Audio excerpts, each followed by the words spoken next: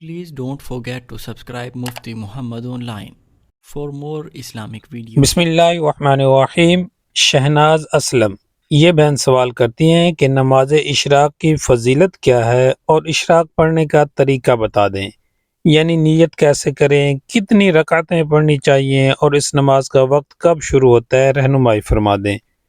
بہن نے بہت ہی اچھا سوال پوچھا ہے اور تفصیل کے ساتھ تحریر کیا ہے۔ تو سب سے پہلے ہم نماز اشراق کی فضیلت جان لیتے ہیں۔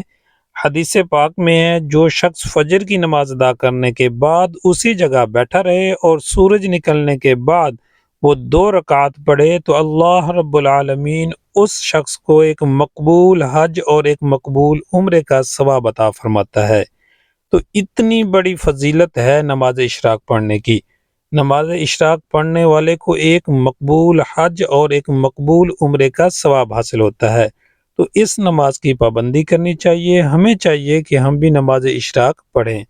جو اسلامی بھائی اور اسلامی بہنیں پڑھتی ہیں وہ بہت خوش نصیب ہیں، انہیں روزانہ ایک مقبول حج اور مقبول عمرے کا ثواب حاصل ہوتا ہے۔ اس نماز کا وقت کب شروع ہوتا ہے؟ تو سورج طلوع ہونے کے بعد، یعنی سورج نکلنے کے 20 منٹ بعد نماز اشراق کا وقت شروع ہو جاتا ہے۔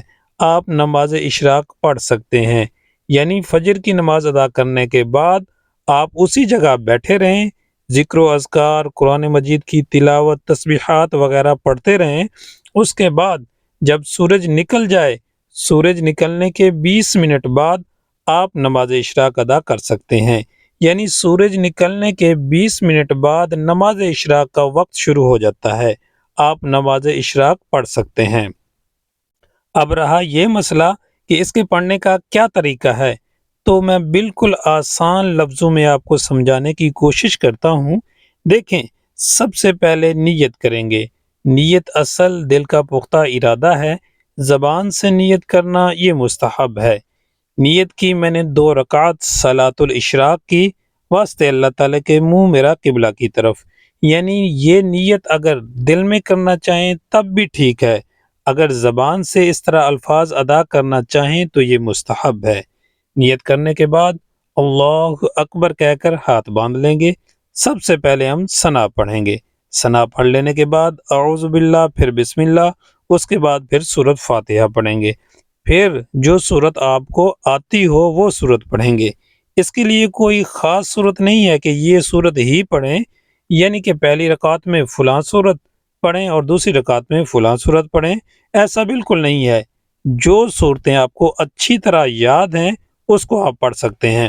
سورۃ فاتحہ کے بعد کوئی سورت پڑھیں گے، پھر رکوع اور سجود کے بعد ایک رکعت مکمل ہو جائے گی، دوسری رکعت کے لیے کھڑے ہوں گے تو تب سب سے پہلے بسم اللہ پڑھیں گے، پھر سورۃ فاتحہ پڑھیں گے، پھر کوئی سورت ملائیں گے، رکوع اور سجود کے بعد قاعدہ بیٹھیں گے، تشہد، درود اور دعا پڑھیں گے اور پھر دائیں بائیں سلام پھیر دیں گے۔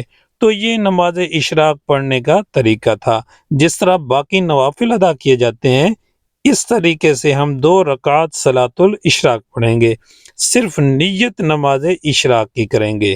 اور اب یہ 2 رکعت بھی آپ پڑھ سکتے ہیں، 4 رکعت بھی پڑھ سکتے ہیں۔ تو یہ صلاۃ الاشراق کا طریقہ تھا۔ امید ہے آپ کو سمجھ آ گیا ہوگا۔ اللہ تعالی ہم سب کو عمل کرنے کی توفیق عطا فرمائے، آمین۔